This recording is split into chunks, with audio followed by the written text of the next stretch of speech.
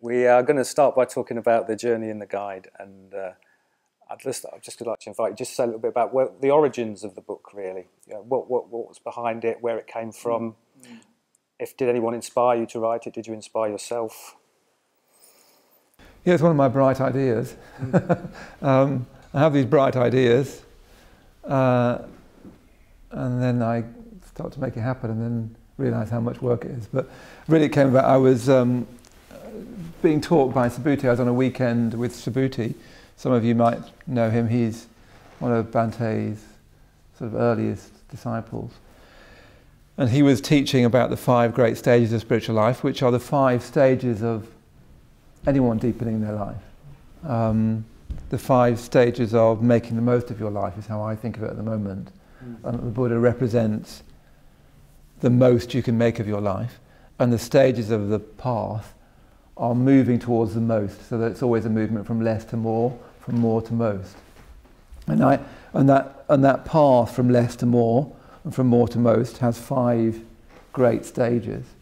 He was teaching them, and I thought we really need a book for complete newcomers, where we can teach these 5 stages, these 5 great sort of principles in a way. So I thought, okay, well I'll write that. I had this immediately. I knew it would be an 8-week course book, like Life of Full Attention. So my previous book is a book on mindfulness, and it's also a course book. So people have been doing that at centres, and I knew that's what I'd want to write. And as usual, I thought it wouldn't take me very long. I always think, oh, it would take me about 6 months, and then they always take 2.5 years. Whatever I set out to do, it takes that long. So it was one of my bright ideas. I thought, oh yeah, I could do that, and then it took forever. Yeah. Has Subhuti read it? I don't suppose so. I think he was going to say something nice about it to go on the dust jacket, but I noticed he hasn't. So he either read it and didn't have anything nice to say about it, or more likely he hasn't read it. Yeah. And I don't blame him. I mean, I don't blame him in the sense that, I mean, I think what I can do, I mean, all of us, especially as you get older, you start to realise what you can do and what you can't. When I was young, I thought I could be in a pop group and write a play, and I've tried to do some of those things. I never got to be in a pop group. But one of the things I can do, I think, or what my skill's not quite the right term, but what I've discovered I can do is to make other people's deeper ideas more accessible, more easily approachable. I don't think I'm a first level thinker. I do have thoughts, capital T, from now and again. I think thoughts are quite rare. Thinking's easy, but thoughts are quite rare.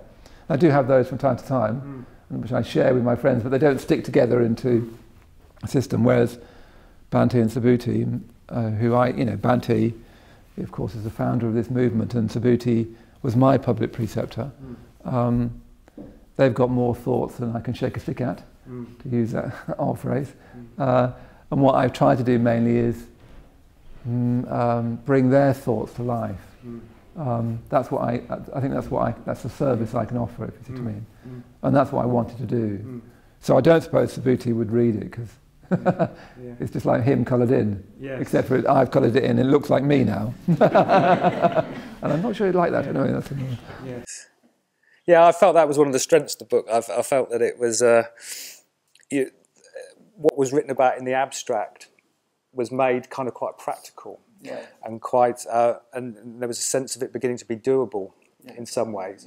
And I'm wondering about how you went about that in the book. Can you tell us about how you've gone about inviting us to translate the theory into our lives, into our everyday lives in the book? Yeah, it's interesting, this thing about abstract and practical. I mean, Subhuti, for instance, is an abstract thinker. It's quite rare now. It's very unfashionable to be an abstract thinker. You're supposed to sort of be very down there with the kids, and say, oh, you could do it like this. But he's an abstract thinker in a philosophical sense. I've had pretensions to be, but I can't manage it.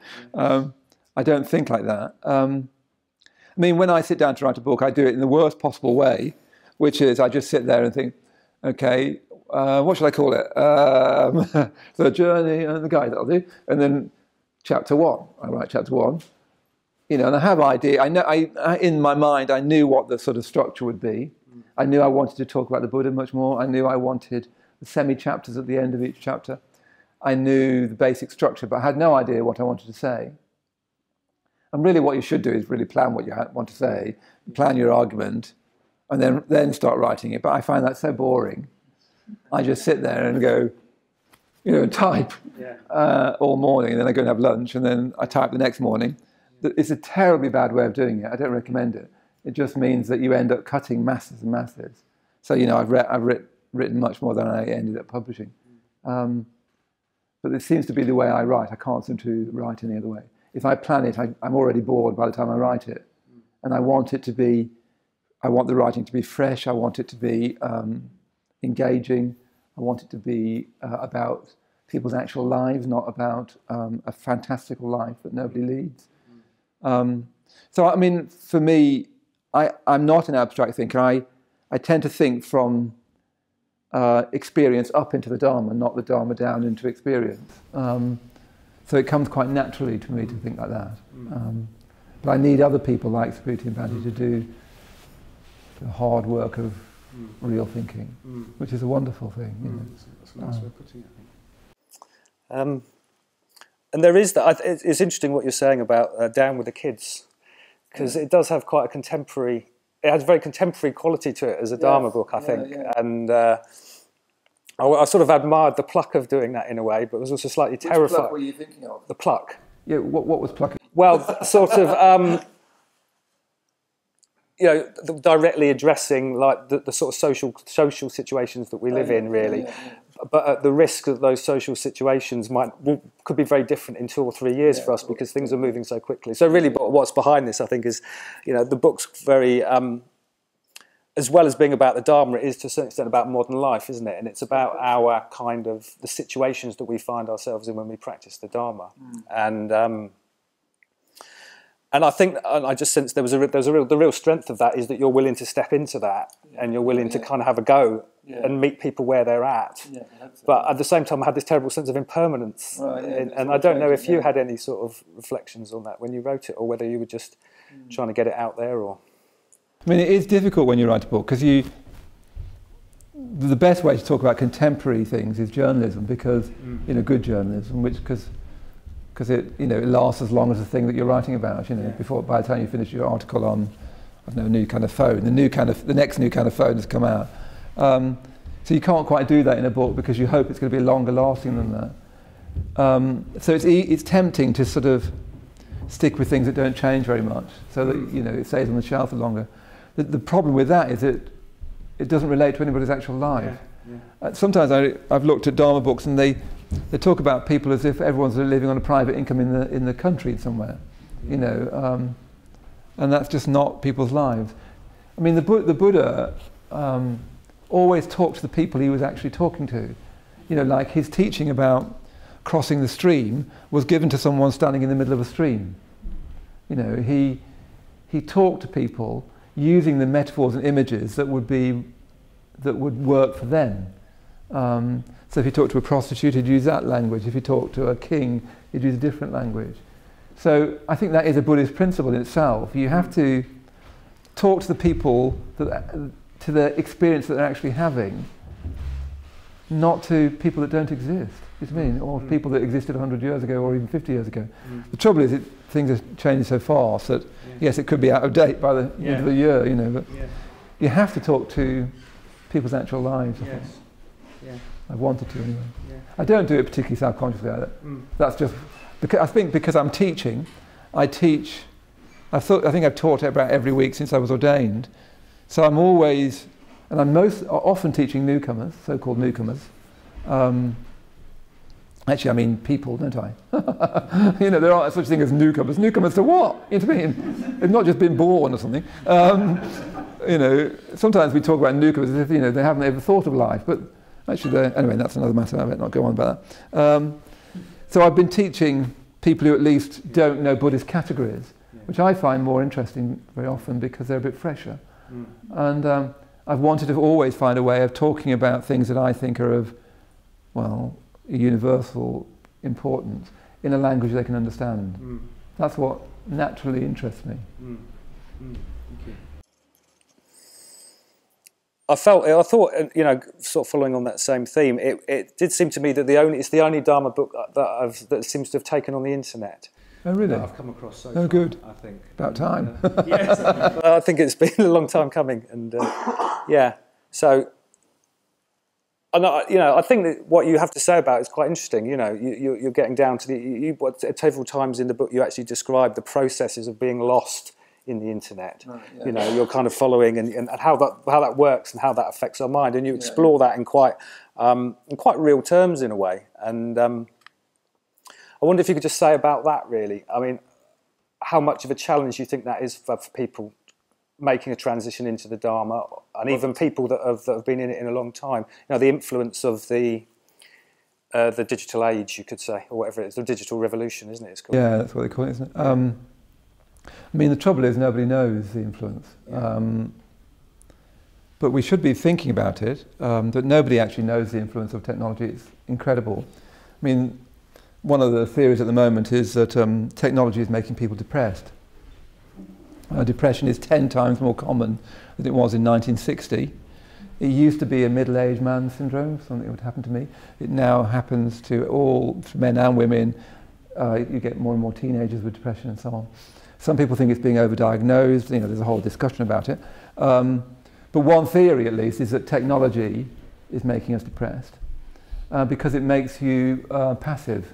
Mm. So, for instance, they've done research for people watching comedy programs on TV. If you ask that person whether they enjoyed it, they'll say yes. But the research shows that you come up as being mildly depressed when you're watching television because of your passivity. So.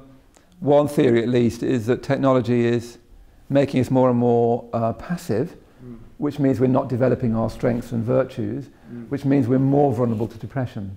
So the depression statistics are shooting up. So you've got something, I mean, nobody actually knows yet, but that's one thing. You've got some studies into violent video games. One large-scale study I read about recently seemed to be suggesting that children who watch them are less sensitive to real violence than children that don't watch them. People go on from doing video games to being squaddies to actually shooting people.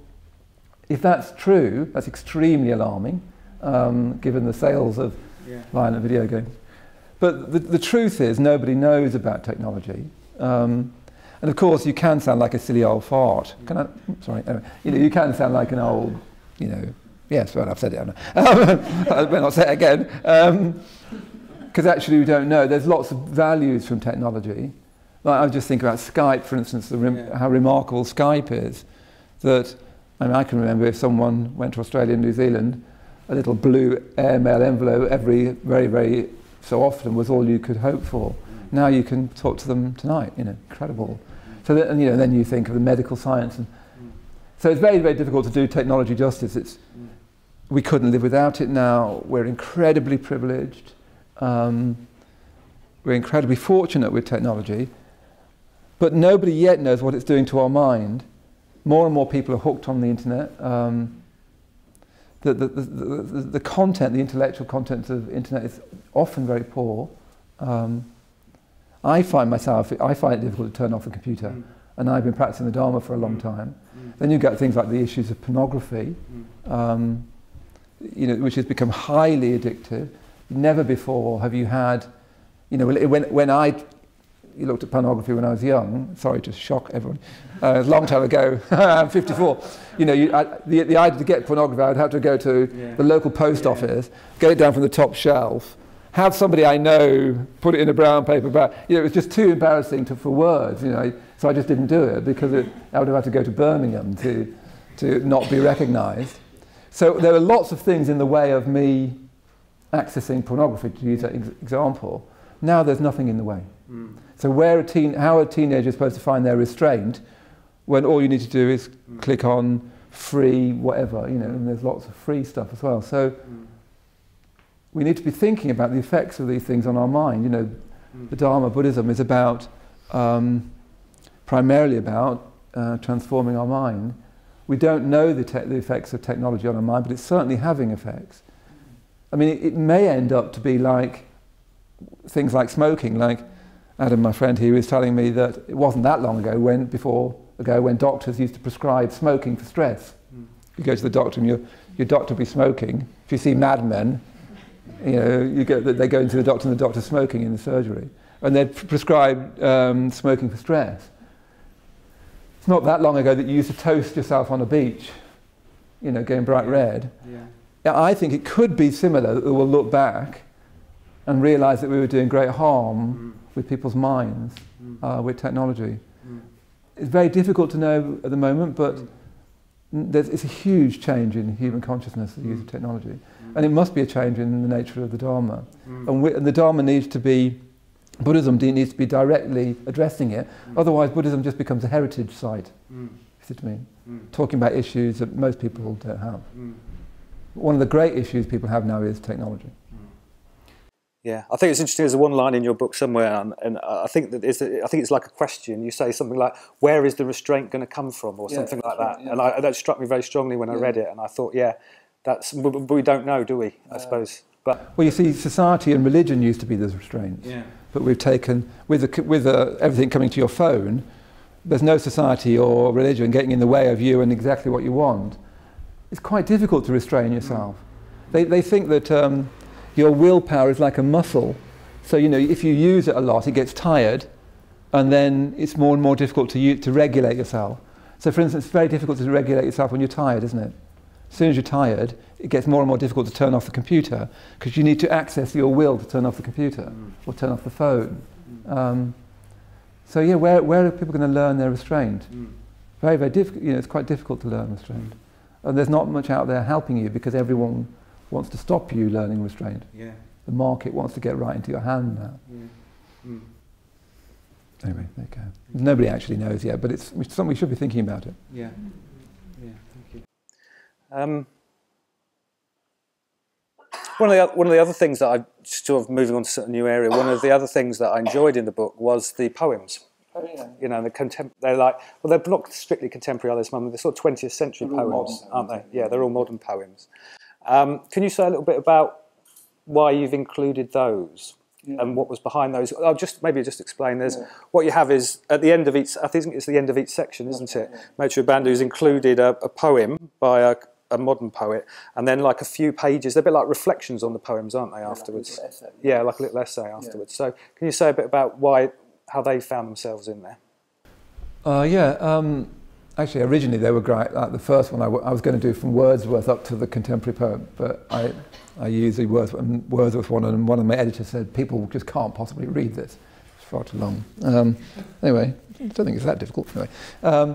So what I wanted to do was, between each stage of the chapter, between each chapter, which was about, like 2 chapters on integration, 2 chapters on positive emotion, I wanted to make sure that we didn't get into too didactic mode. Here's what. I mean, the chapter split into here's what we're teaching, here's how to put into practice. But I want to get out of that as well. I want to just be receptive. So I've had these semi-chapters on receptivity, spiritual receptivity.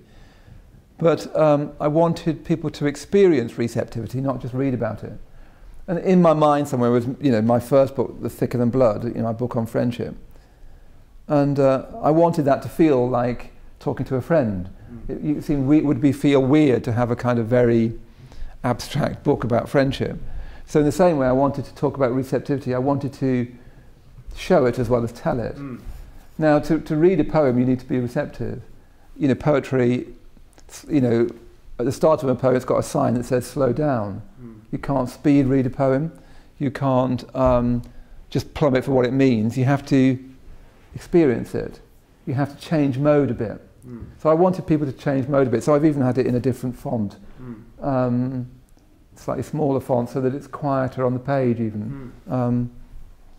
But mainly I wanted people to go into a different mode, reading a poem and then reflecting on the poem in the little essay that I've written. I am keen on poetry up to a point. Sometimes I think it's wretched, silly stuff. I remember going to a concert a while ago and someone was playing Bach cello, violin sonatas, and my friend at the end of the first one said, "Stupid instrument." You know, I feel sometimes in violin, she says, "What a stupid instrument." And sometimes I feel that about poetry, you know, you say, "What, fancy doing that?" Anyway, so I don't want to make too much of them. I am sort of keen on poetry, but I haven't included them for that reason. I don't think, I hope not. I want to enjoy myself. I suppose you're the same. I suppose everyone is. We all want to enjoy ourselves as much as possible. We do, don't we? Unless I'm just like a really weird. I mean, why there's lots of cafes around here is because like lots of people want to enjoy themselves a lot. The big issue in life is how do we enjoy ourselves in a way that actually deepens our life, in a way that takes our life somewhere, a way that isn't narcotic, isn't toxic in some way. You know, I went with Tom just now and Adam for a very sweet cake and I've had too many coffees today.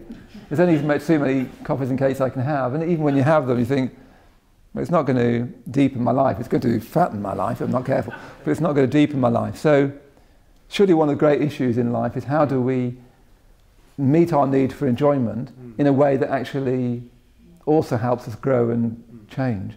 That's what the so-called arts have been trying to do. Unfortunately, they've got mixed up with class, they've got mixed up with all kinds of ideas about the arts. But the whole point is it's adult play.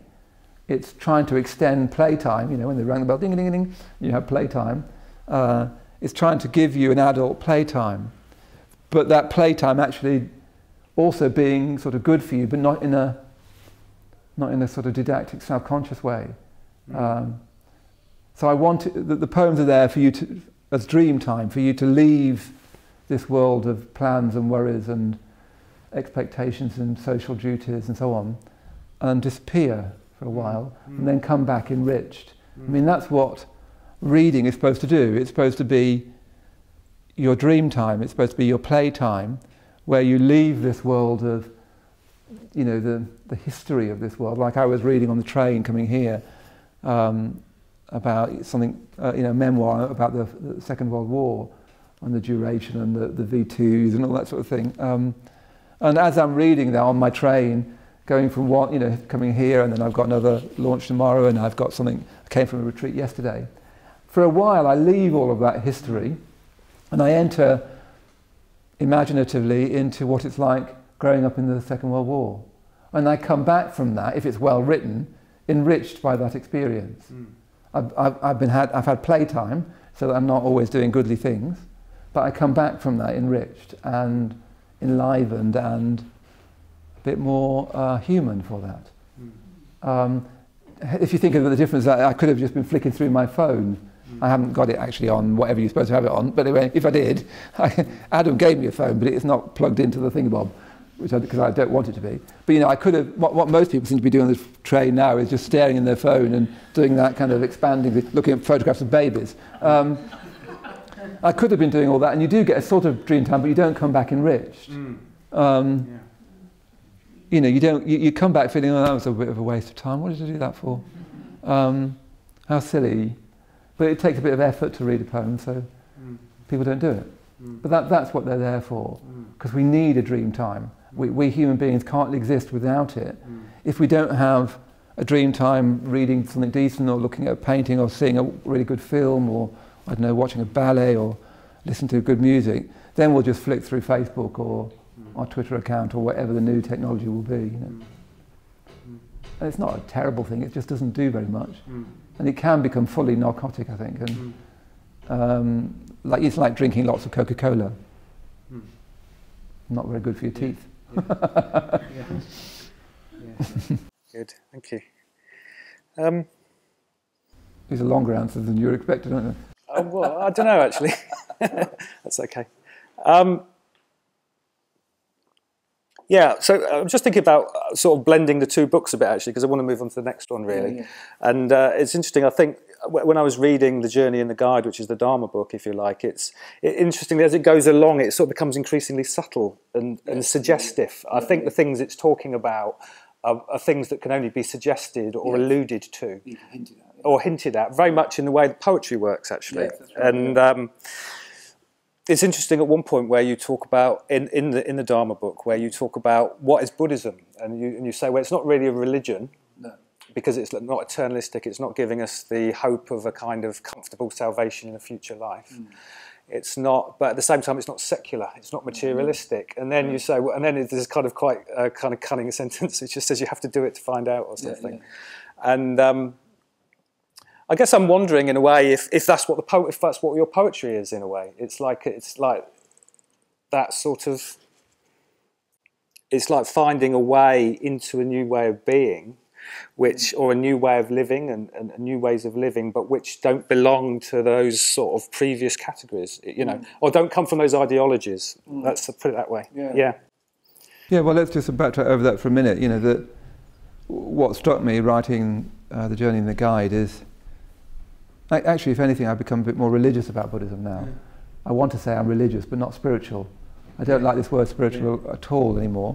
I think it sounds over-earnest, slightly sanctimonious, slightly flaky, slightly precious very easily. I rather prefer religious at the moment, except for I don't believe in God or any kind of supernatural force. But also I think I've been struck, like probably many people have, many of you have, that the rise of secularism as an ideology.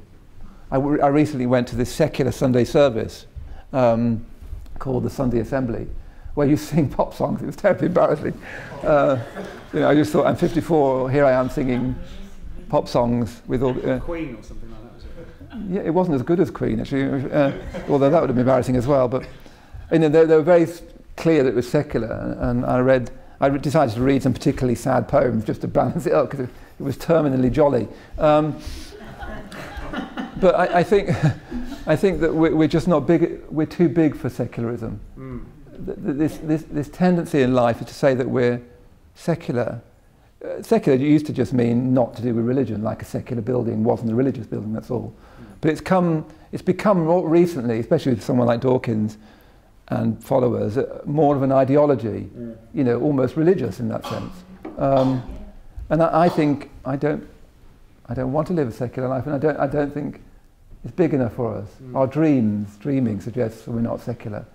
Bhante Sangharachita, he says that if we were to look for a precedent for Buddhism in the West, we'd find it in the arts, not in religion. So, and I think that's obviously I think that's true. The arts are always trying to get at something more to life, something beyond the person who sits down to write, or beyond the painter who's putting paint on a canvas.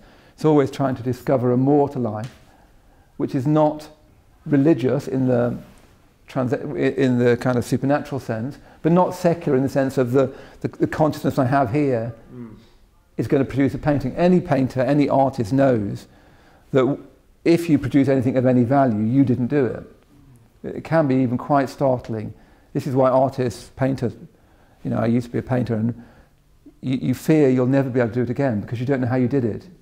You pull off a painting. I mean, you think about someone like Picasso pulling off Mademoiselle de Sauvignon, with a great sort of moment in Cubism.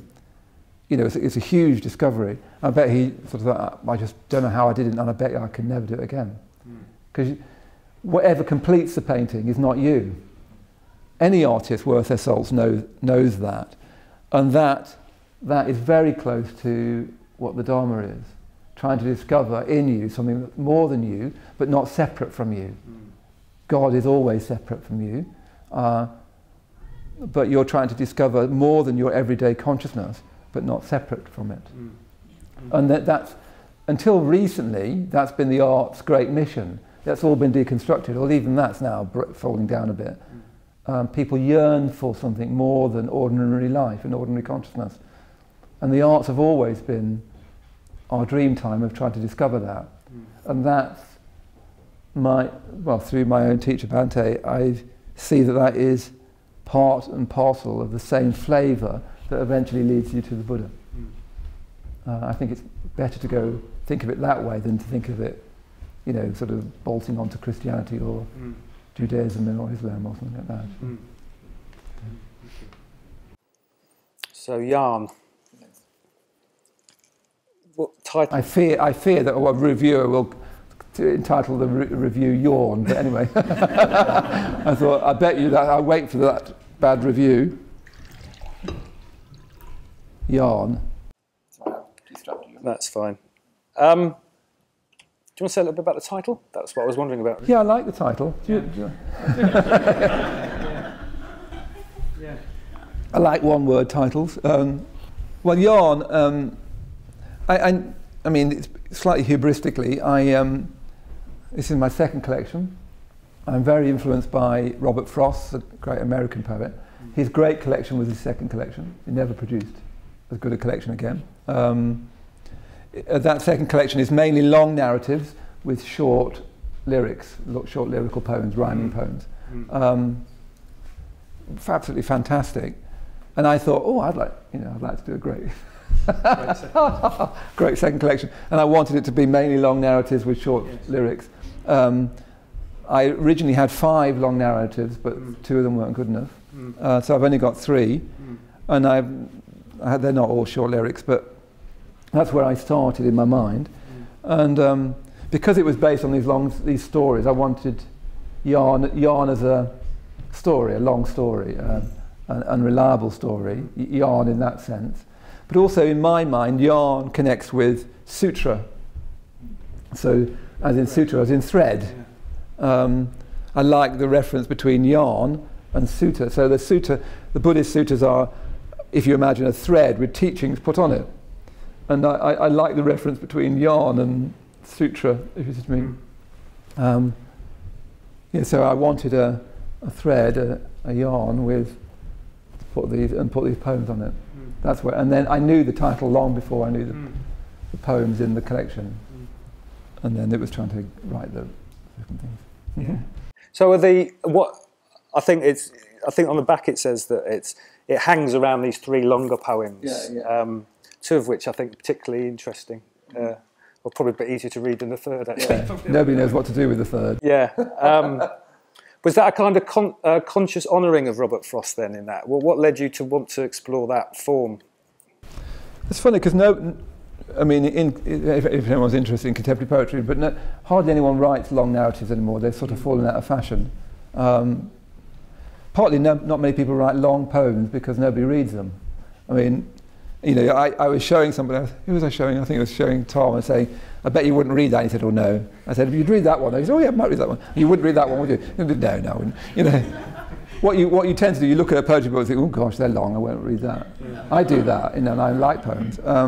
So probably they won't be read. I mean, poems never come to you ideologically or for good reason. So with the longest one, which is 9 pages, which is very long for a modern poem, Subhuti was giving a talk at the London Buddhist Centre, talking about the enlightenment of the Buddha, and he said, I want to tell you the story of the travellers from Orissa. I thought, the travellers from Orissa? That is definitely the title of a poem, isn't it? You just think, someone has to write a poem called The Travellers from... As soon as I heard that was all it was, is hearing that. If it said, they're sometimes called the merchants from Orissa, I wouldn't have written a poem. But the travellers from Orissa, just gorgeous, isn't it? Immediately, you just think, somewhere in the universe is a poem entitled The Travellers from Orissa. And then the second fortuitous thing was that I didn't know the story. I don't know how I'd missed it. It's not massively well known, but it's not unknown. It's quite... Laguna will know it. It was very... The travellers from Orissa, Bardaka and Tapusa. I mean, I'd never heard the story. So, first of all, I got this wow of the travellers from Orissa. Oh, I like this, that's a poem. So in me, and then a story I hadn't heard before. What's interesting about the story is that, according to legend, they're the first people who have met the Buddha after his enlightenment. They're remembered because a Brahmin met the Buddha after his enlightenment, but these are the first lay ordinary people to meet the Buddha. And they gave him his first meal after enlightenment. Then they disappear out of Buddhist scripture. You never heard of them again. But what's interesting is, in Orissa, there's a sort of subsect of Hinduism there, and they worship a god called Dharma. Very, very unusual. So they think there might be something in this story, that these travellers did meet the Buddha just after his enlightenment, and did go back and sort of incoherently teach it, and you've ended up with this funny sect that's still in Orissa now. So all of that set me off, but then even then you can't write it because it would be a good thing to write. And what came to me, literally, I went upstairs afterwards with my little tiny notebook and wrote, Tapusa said the oxen stood stock still and wouldn't budge, although we slapped their haunches, dragged their stubborn necks. And as soon as I wrote that, I don't think I ever changed that line. Tapusa said the oxen stood stock still and didn't budge, and wouldn't budge. Tapusa said the oxen stood stock still and wouldn't budge. So that's in a pentameter line. And it's a monologue immediately, isn't it? Tapusa said the oxen stood and wouldn't. So I wrote it, took it to my mentor. She said, I think this is a blank verse poem, so I went off to write it in that. And then I wrote it and I thought, oh, God, finished. You know, after 6 months I might have finished it. I showed it to her and she said, it wants to be much longer. And I just thought, I have nothing else to say. I mean, what is there else? So you and then what happened? You know, so anyway, it's taken me 6 years to write it, finally. Heaven knows how many drafts. So the start of it is literally the last part was because then when you write a narrative, you have to then look at the speed of the narrative all the way through. So at times it suddenly goes too fast, and you have to. And then I had to find out why did Bardika, there's Bardika and Tapusa. Perhaps I'll read it in the second half. Why is he telling this story? So I wrote it. It took me years, and then finally published it in a magazine, and showed it to another poet, and she said, something missing here. And I thought, she said, there's something missing. It seems to be an unreliable narrator, but we don't know why. And I didn't even know it was an unreliable narrator is, you know, that what they're saying, it sounds like a straightforward narration, but there's something they're not telling you. So I then sort of discovered what it was that he wasn't telling. And actually I didn't know, but it was actually right there, right from the beginning. So that the whole poem arose out of Tapusa said the oxen stood stock still and wouldn't budge, although we slapped their haunches, dragged their stubborn necks. He said, but that first section ends with but it's true it's true we stopped, and it's true the day was still. So there's this tension between someone who's fantasizing, mythologizing, somebody who wants to resist that, but wants to say, but something did happen. So what happened? And so it grew, you know. 6 years is a long time to listen for something. Oh, it drives you mad. Listening, because normally we listen for like an hour, at best, don't we? But listening going back and listening again. I mean, writing poetry is an obsessive-compulsive disorder. You know, it should be diagnosable. You know, there should be sort of support groups. You have to you go over it again and again and again. And you're always trying to discover what is this poem trying to say? Not what are you trying to say, but what the poem trying to say. I mean, it's absolutely maddening. Maddening. So would you say, because the two longer poems are like suitors, aren't they, in a sense? And they're kind of, they reminded me a little bit of, that T.S. Eliot poem, A Cold Coming They Had of It, which is the journey of the Magi, but told from the point of, a very human point of view. I must have had that in mind. Yeah, and what I particularly enjoyed about them, this may not be necessary to respond to this, but is there is a kind of demythologizing quality to them, because part of it is there's the guy's making up these quite elaborate mythological, magical stories about the Buddha to make it more kind of interesting, isn't he? But there's also this very human dimension, and it's almost like the truth is actually the intensity of the relationship. How deeply he's affected in his heart by the Buddha. It's not the stories, it's not the myth. It's something very human and very personal in a way. And I was just very struck by that. Well, it's a question of how do you write about the Buddha? Yeah. I mean, I would never have thought I could have written a poem with the Buddha as an actual character. You know, usually when you try and do that, you usually don't. In the original version, he only said one word, good, which I nicked from Bhante anyway. Just say good. Because it's impossible to get the Buddha to be a character. But then as the poem developed, he became one. But how do you... how do you communicate a Buddhist vision of life without falling into the trap of either religion, as if the Buddha literally is a god that you pray to, but also without falling in the trap of liberal humanism, secularism, nihilism. How do you create a transcendent figure that's quite new in Western consciousness in a way, that is a Buddha? You know, I've got no idea, but this is that's my attempt. And then the third long narrative is I mean, people don't understand it because they don't know why it's there. It's a poem about what happens when the religious instinct goes wrong. It's a point. The last poem is a poisonous. The long narrative is a poisonous narrative, another monologue, but where the religious instinct is distorted and distorting. I mean, it's a poisonous poem, the last one, and nobody knows quite what to do. Yeah, I didn't. No, nobody likes it very much. Yeah. I reread it today. I thought, oh, it's good. Yeah. One of the other main sections in the book is a series of elegies to a friend of yours, and which I found very moving, very touching, actually. And I wonder if you could just say something about what you think writing an elegy is. I suppose I was struck, but I was wondering about the kind of grief, in a sense, is something that's intensely personal, isn't it? Yes. And private. Yeah. But then there's this act of writing a poem, and that's now being shared. And what sense you make of all that, of what all that's about, really? Yeah, I feel uneasy about it. I mean, all poetry tends to elegy, because poetry tends to be trying to save something. I think arts generally are trying to rescue from the constant flow of life something you can keep and save. So one of my great heroes is Cézanne. You go and look at his paintings of apples, and it's like he's tried to save those apples for us all this time, still there.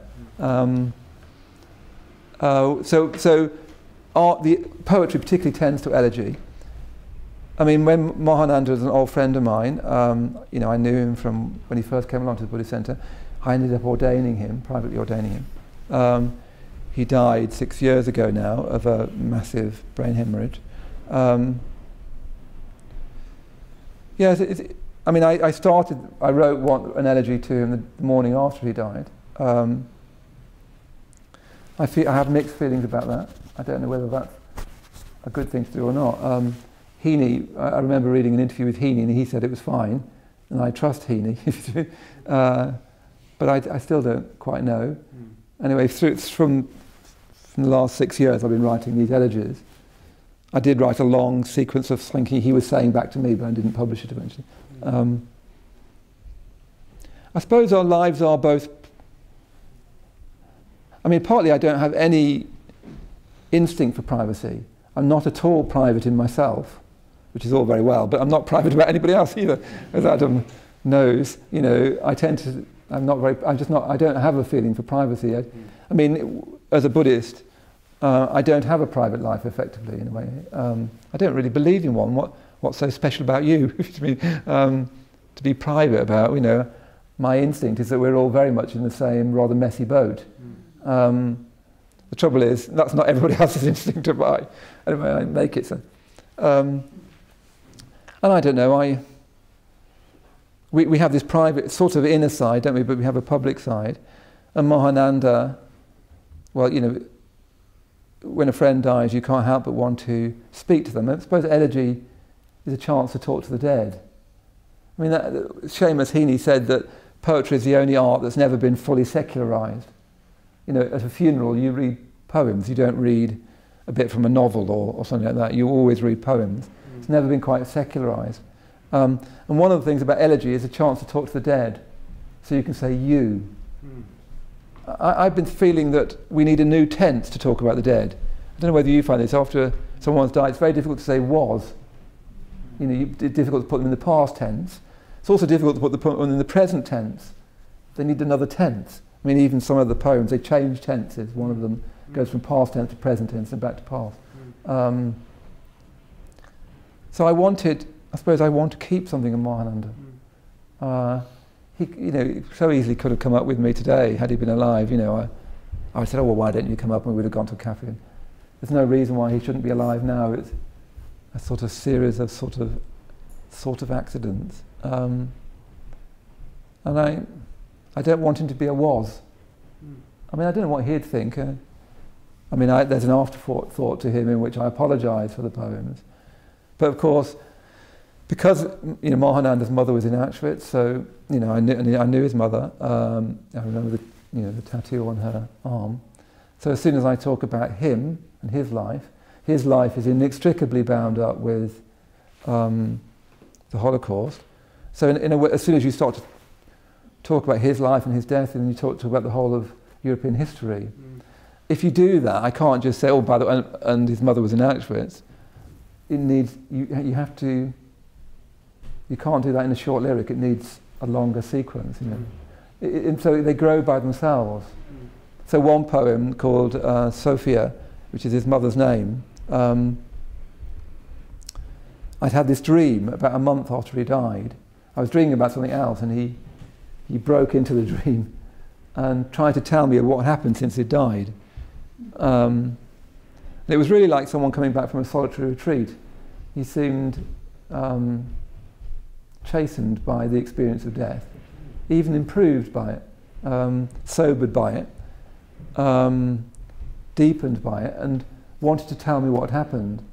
And he gave me this great big embrace, and I remember that I could feel the roughness of his beard against my cheek, and he gave me this big embrace and tried to tell me what happened since he died. And it was like he was saying everything at once, so I couldn't understand it. So since that dream, I'd been trying to write about it. And eventually I found a form to write about what he'd said, But I still have, I don't know, I'm not sure whether one, I don't know, I like it mirrors a set of elegies I wrote in the first collection about Stephen, this boy I had a relationship with when I was a boy. And when I finished writing them, Stephen disappeared from my inner life, and I slightly feared I might have killed him again. So I don't know. I suppose none of us know really, but we can't help but want to memorise, can't we? Memorialise people, to save people into the present. But I don't know whether that's a good thing or not. I just felt compelled to write, I suppose. Of course, you're always sort of talking to him in your mind, and him saying, "Oh, it's all very well you writing. You're alive, I could write a few things about you, mate, and so on." Yeah. Maybe we should finish on that sad note. That sad note. You've got a chance to change it. Well, if I read the poems, it'll get even sadder. Anyway, but we can. You can decide that. Yeah. Okay. So thank you very much. I've really enjoyed talking to you about it. Thank you.